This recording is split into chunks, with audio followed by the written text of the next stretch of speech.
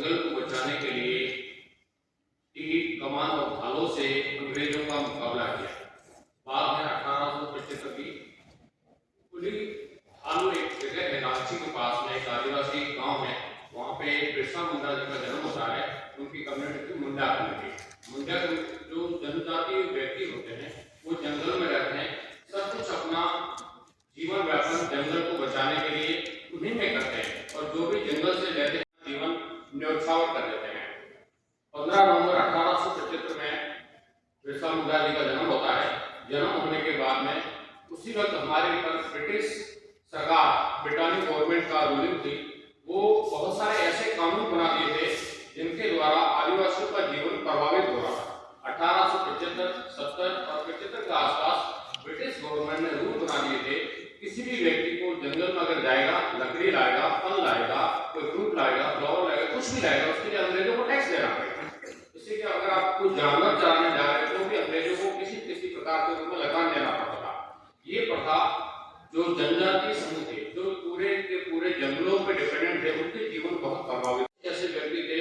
उन्हें ऐसा लगा हमें हमारी कम्युनिटी को सेव करने के लिए, हमारे समाज को बचाने के लिए हमें कुछ करना चाहिए।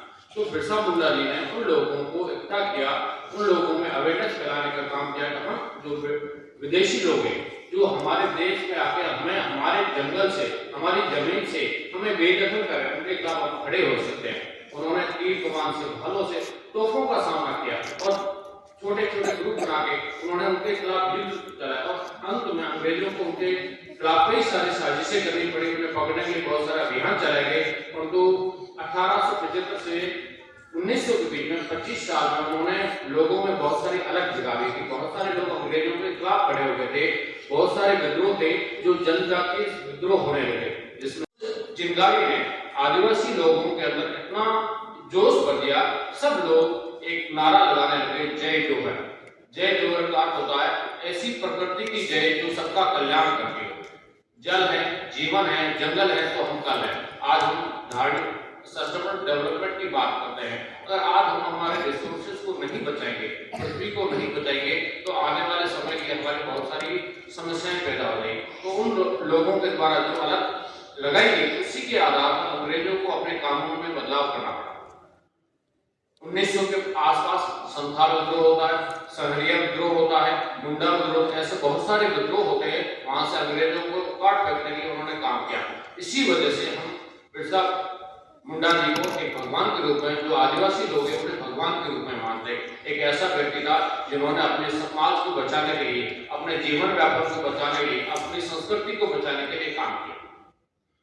ऐसे भगवान को याद करने के लिए के विभिन्न कार्यक्रमों के बारे में, अपने जीवन के बारे में जानने की कोशिश करेंगे और बहुत सारी प्रतियोगिताएं होंगी।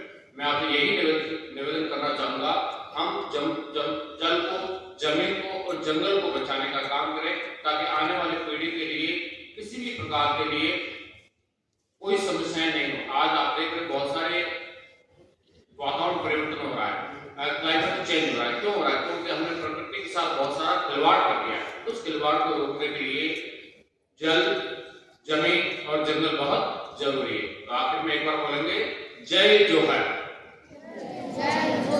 जय जोहर का क्या होता है? ऐसी प्रकृति की जय जो सबका कल्याण करती हो। अगर जंगल नहीं होंगे तो हमें शुद्ध हवा नहीं मिलेगी, अगर प्योर वाटर नहीं होगा तो बहुत सारी बीमारियां हो जाएंगी, और जमीन अगर हमारे रहने लायक नहीं होगी। आज आप देख लो, इजराइल है, गाजा पट्टी है, यूक्रेन है, रहने के लिए जगह नहीं है, क्योंकि वहां पे बहुत सारे युद्ध चल रहे हैं। सीखने को मिलती है।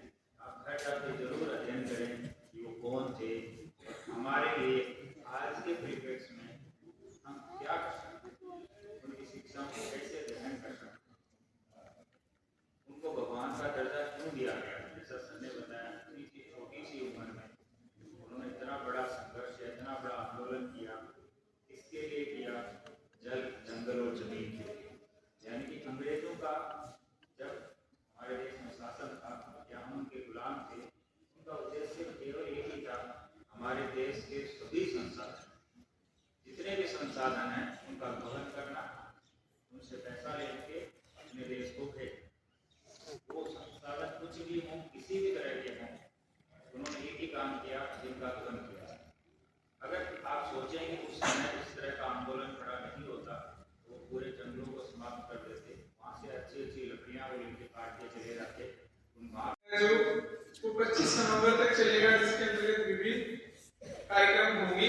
आज इसका उद्घाटन कार्यक्रम होने जा रहा है। इसके लिए मैं आमंत्रित करता हूं हमारे विद्यालय के प्राचार्य महोदय से कि वे आए और भगवान बिरसा मुंडा के चित्र के समक्ष दीप प्रज्वलित कर इस कार्यक्रम का उद्घाटन करें।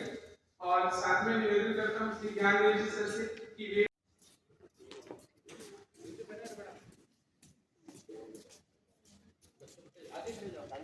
बिरसा मुंडा जी का जन्म है वो 1875 में हुआ था। आज उनका जन्म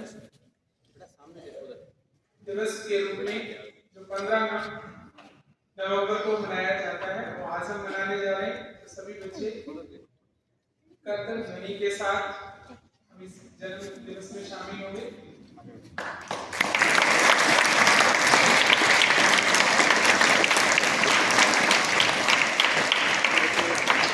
हमारे देश का इतिहास जिसमें अनेक ऐसे महापुरुष हुए हैं, याद करते हैं तो उन्होंने ऐसा कुछ खास किया होगा। क्या है उनकी उपलब्धियां, क्या है उनकी सोच।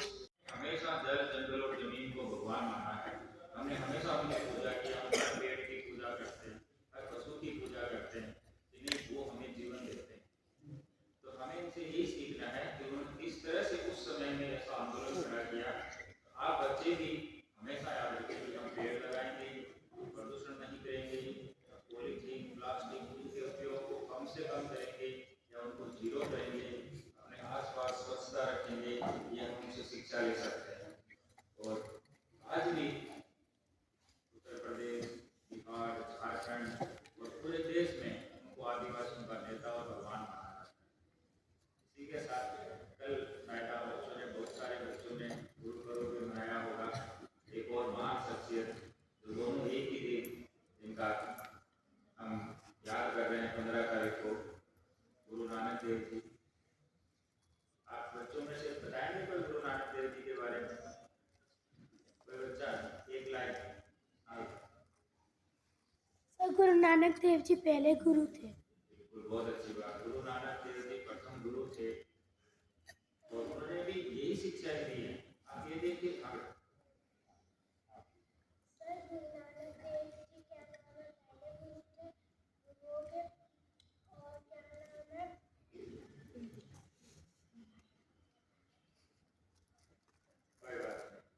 ये जितने भी महान शख्सियत हुई है, उन्होंने भी हमें यही शिक्षा दी कि सबका आदर कीजिए, इसके बारे में जानकारी होनी चाहिए।